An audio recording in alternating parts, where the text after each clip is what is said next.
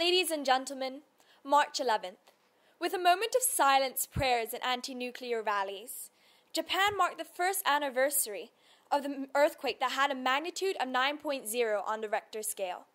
This earthquake was followed by a tsunami, unleashing a wall of water that hit Japan's northeast coast, killing nearly 16,000 and leaving nearly 3,300 unaccounted for. The earthquake and tsunami not only destroyed homes and businesses, it crippled a major nuclear power station in Fukushima, setting off a radiation crisis that shattered the Japanese people's trust in their nation's leaders, and around the world, it raised the awareness of the risks of building nuclear power stations, especially in places prone to earthquakes.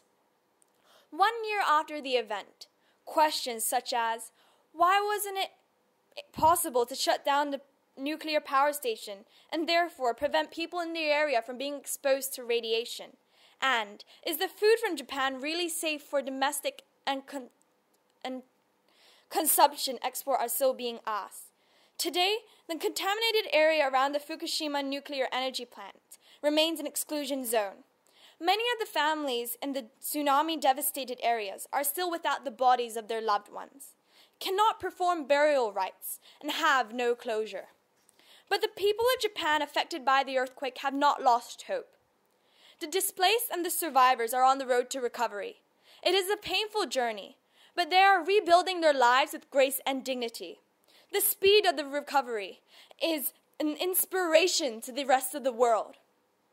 All of us who saw that terrible disaster unfold carry with us the memory of seeing how people from all over the world came together to help with medical assistance, food aid, search and rescue teams.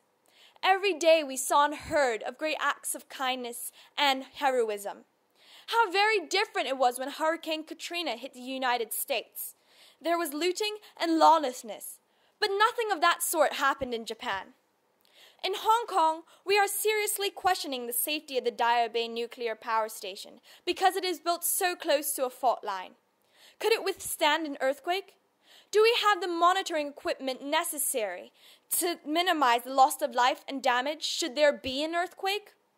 Ladies and gentlemen, if Hong Kong ever experienced a disaster on the scale of the one we saw Japan face last year, could we, can we, will we act with the same courage, dignity, and decorum that Japan showed the world on March 11th? Thank you.